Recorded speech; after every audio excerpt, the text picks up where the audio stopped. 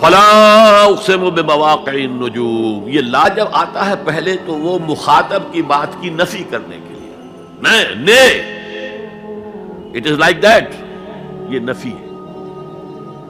لا اقسم بیوم القیامہ، تمہارے خیالات غلط ہیں، میں قیامت کی قسم کھاتا ہوں۔ تو فرمایا فلا اقسم بمواقع النجوم، وقع یقع کے کیا معنی ہے؟ اور یہ سورت کون سی؟ واقعہ، اذا وقعت الواقعہ، وقع گر جانا، پڑ جانا، یہ ستاروں کے ڈوبنے کی جگہ ہے۔ فلا اقسم بمواقع النجوم وانہ لقسم لو تعلمون عظیم، اور اگر تم جانو تو یہ بہت بڑی قسم ہے جو ہم نے کھائی ہے۔ اس وقت کا انسان کیا سمجھتا کہ ستارے کہاں جاتے ہیں، کہاں غروب ہوتے ہیں، کہاں گرتے ہیں؟ آج ہمیں معلوم ہے۔ سورہ حامیم سجدہ میں جو کہا گیا ہے سنریہم آیاتنا فی الآفاق وفی انفسہم حتی یتبین لہم انہ الحق، ہم انہیں اپنی نشانیاں دکھائیں گے آفاق و انفس میں، یہاں تک کہ یہ بات واضح ہو جائے گی کہ قرآن حق ہے۔ آج ہمیں معلوم ہے خلا میں بلیک ہولز ہیں، اور یہ بلیک ہولز بڑے بڑے ستاروں کے پچکنے سے، پچک جانے سے پیدا ہوئے،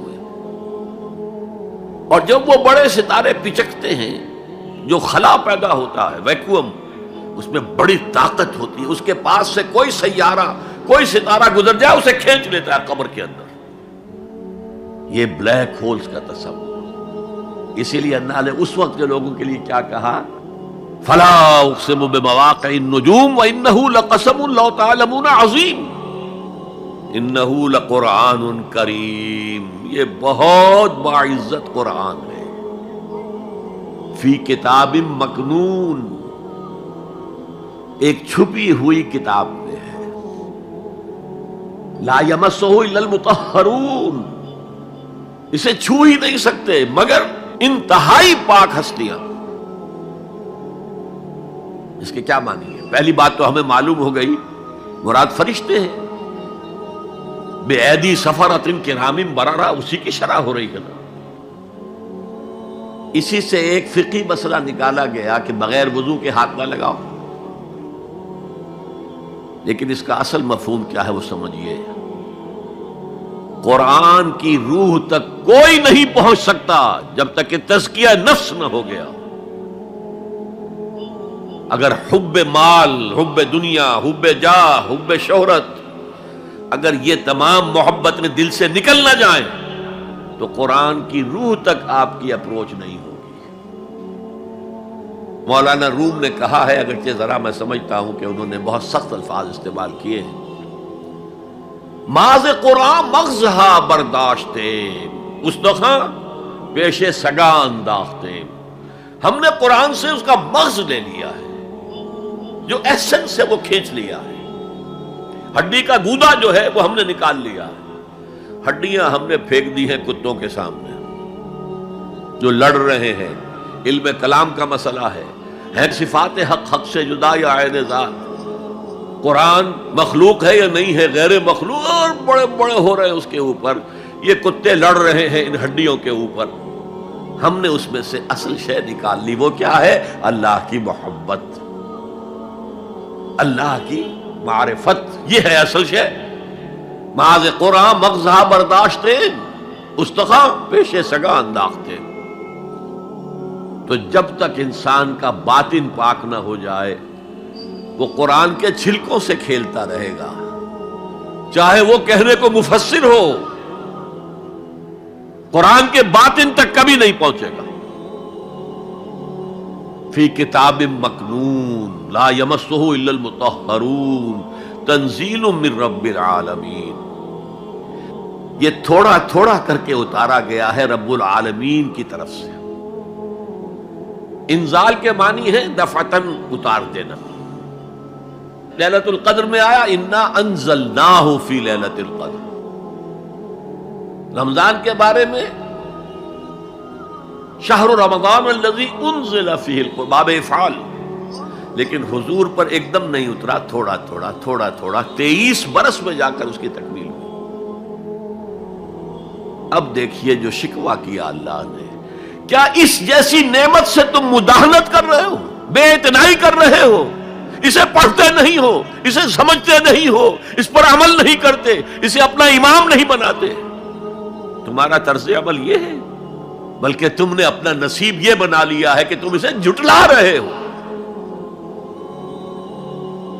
غور کیجئے، جھٹلانا جو ہے دو طرح کا ہے۔ ایک ہے زبان سے کہنا کہ یہ نہیں ہے، کوئی اللہ کا کلام نہیں ہے، یہ قرآن وغیرہ جھوٹ، سب اساطیر الاولین ہے، یہ محمد نے گھڑ لیا ہے وغیرہ وغیرہ، جھٹلانا ہو گیا۔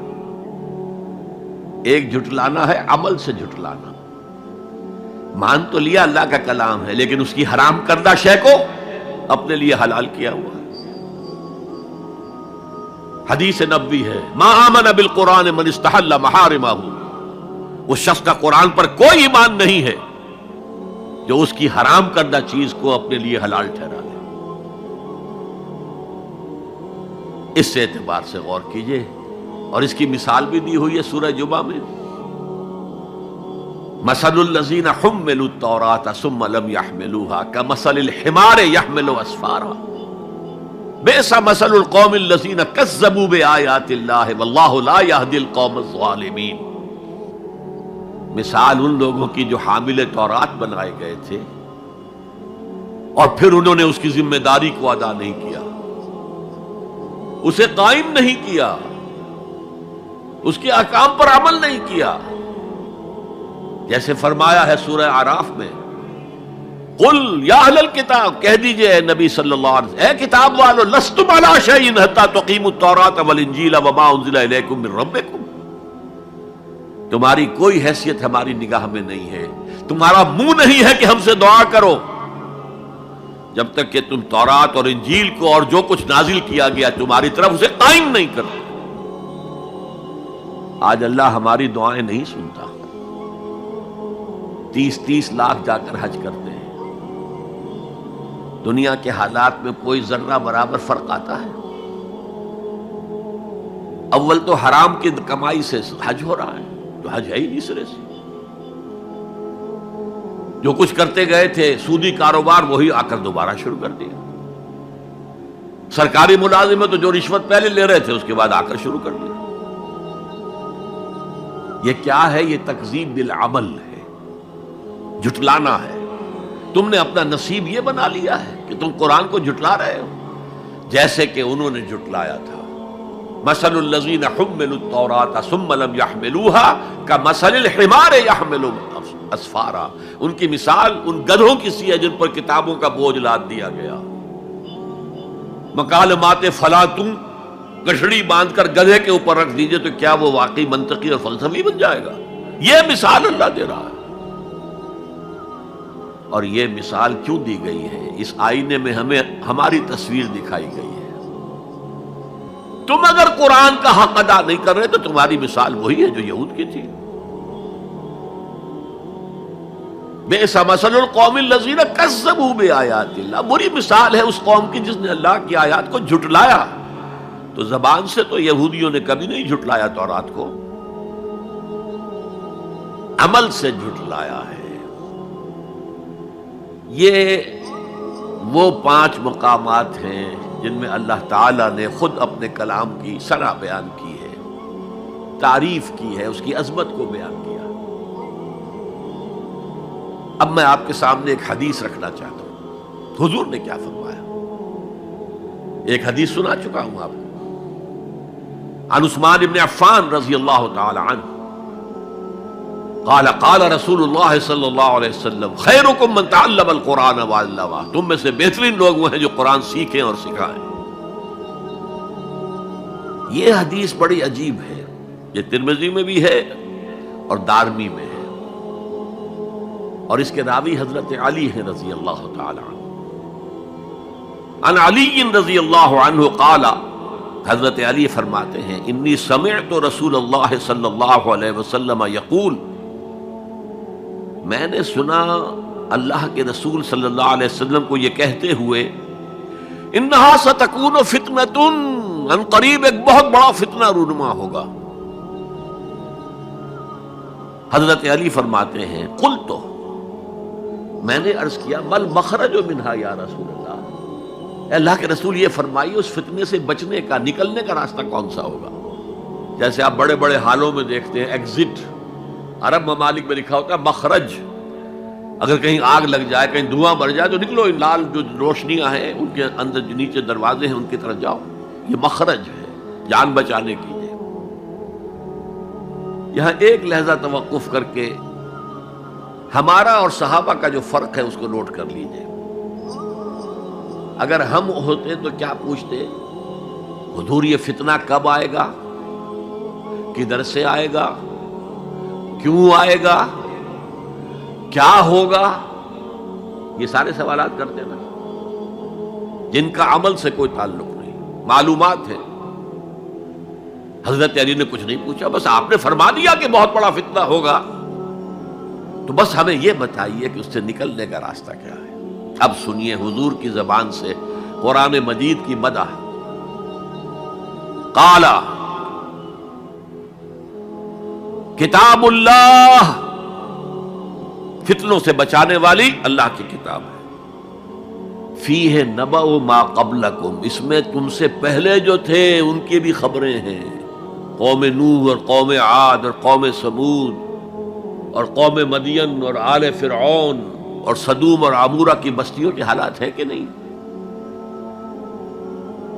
وَخَبَرُ مَا بَعْدَكُمْ، اس میں تمہارے بعد جو آنے والے حالات ہیں وہ بھی درج ہیں. ذرا کھدائی کر کے نکالنا پڑتا ہے ورنہ حالات موجود ہیں. ایک اوپر کی چیز ہے، سامنے کی چیز ہے، ایک ذرا اندر سے کھدائی کر کے. لیکن یہ کہ حضور فرما رہے ہیں خبر و ما بعدکم وحکم ما بینکم، اور جو بھی اختلافات تمہارے درمیان ہوں گے ان کا فیصلہ بھی اس کتاب میں موجود ہے. کاش کہ ہم اپنے مذہبی اختلافات کو رفع کرنے کے لیے قرآن کی طرف رجوع کریں جو حبل اللہ ہے. واعتصموا بحبل اللہ جميعا ولا تفرقوا. تو فرمایا کتاب اللہ فیہ نبأ ما قبلکم وخبر ما بعدکم وحکم ما بینکم. هو الفصل لیس بالحزل، وہ فیصلہ کن کلام ہے، ایسے ہی یابہ گوئی نہیں ہے. یہ قرآن کی آیات ہے. انہ لقول فصل وما هو بالحزل، سورہ تاریخ کے اندر آیا. تاریخ میں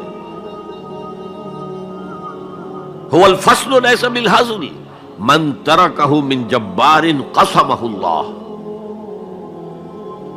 اگر کوئی جبار شخص اپنی سرکشی میں اس قرآن کو ترک کر دے گا اللہ اسے پیس کر رکھ دے گا. وَمَنِ ابْتَغَى الْهُدَى فِي غَيْرِهِ أَضَلَّهُ اللَّهُ، اور جو کوئی ہدایت حاصل کرنا چاہے گا قرآن کے سوا کسی اور چیز سے، اللہ اسے لازماً گمراہ کرے گا. کتاب ہدایت تو یہ ہے.